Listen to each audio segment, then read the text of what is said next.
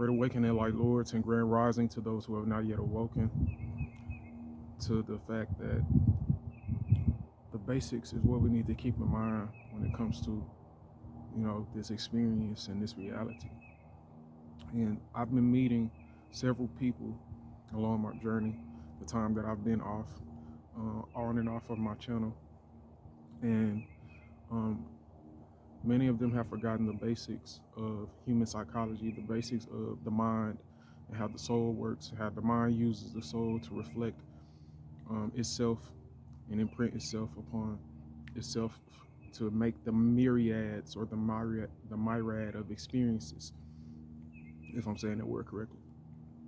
Um, and so I'm going to take this time shortly to make this video one of my first videos on my new series called Back to the Basics.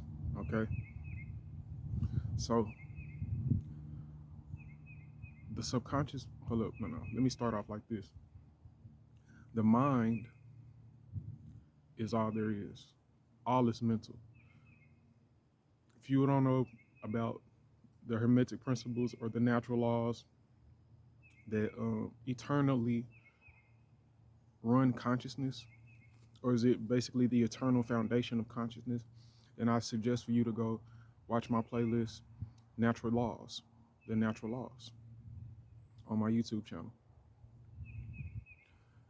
So all is mental, all is correspondent, all is different versions of polarity, different polarized opposites, which means there's not any true opposite.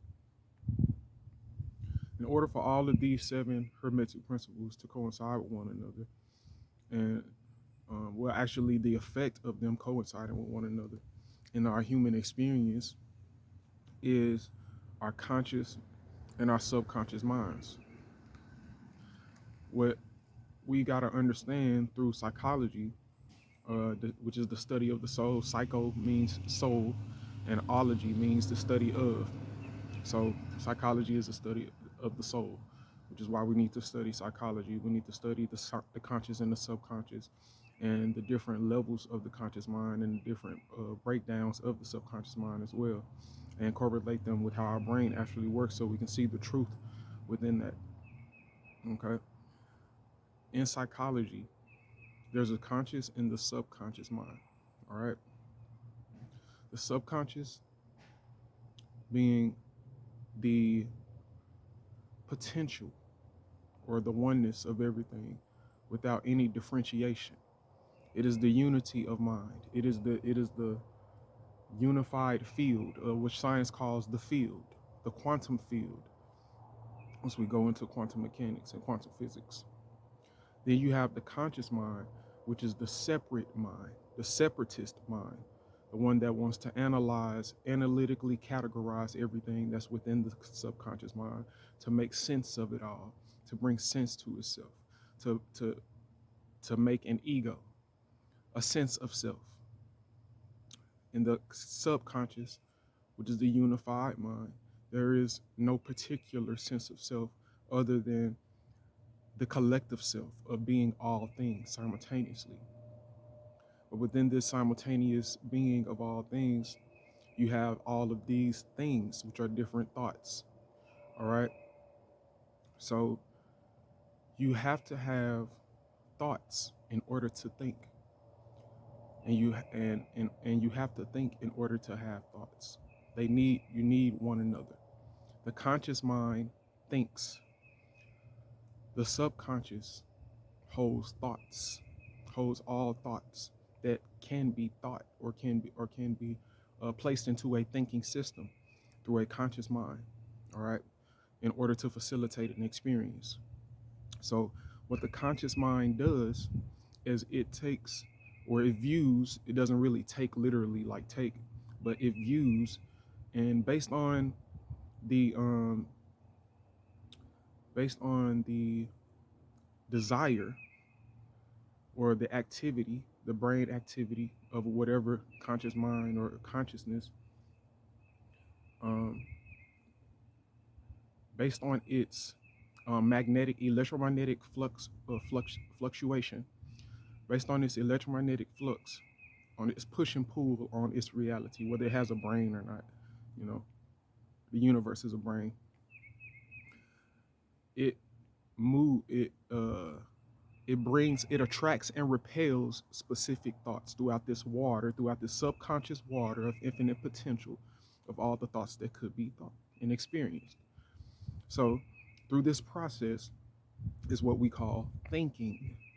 Thinking is the process of going from one thought to the next, consecutively one thought to the next, or being able to perceive a certain amount of thoughts at one time and be able to categorize them and create a thought process or a system in which um, your particular subconscious realm begins to be imprinted with the conscious thoughts that you have, the conscious thoughts that you attract and repel throughout your space, within your ego, within your sense of self, in order to make sense of the reality for you. And you bring in whatever type of sense that you want to have within your reality. Some of us are in environments or in um, mind states and thinking systems where we are unaware. We are in an unconscious or nearly unconscious state, which is not bad. It's just the starting point for becoming consciousness. It's just a basis to get higher in consciousness and to evolve and develop and become more aware of your reality. So many of these people, many of us fall back, go up and down the kundalini, up and down kundalini energy, which is the serpent energy, which is the double coiled electric and magnetic energy of our spinal cord, which is also fractal because everything is corresponding in quantum in this realm. Quantum just means correspondent, meaning it's in relationship with everything else in nature. So it's also talking about your experiences that you go through. The experiences that you go through has its own kundalini signature, which is also called your astrological energy, your numerological energy, and your human design, and there's many different arts to look at this energy, to look at this kundalini energy, and to see how through our life experiences we go up and down, or these energies go up and down within ourselves and coalesce upon one another, positive and negative charges within ourselves. Also, we see them as masculine and feminine energy, but this is all predicated upon thinking, the thoughts that you need to think or that you would like to think in any given situation. Because the Hermetic principles state, the natural laws state, that you can either compensate for being in a state, which means to stay in a certain state for so long in order to get to the opposite of this state in another timeline or in another space, or you can neutralize that state. This is called the law of neutralization or the law of compensation. These are two different laws within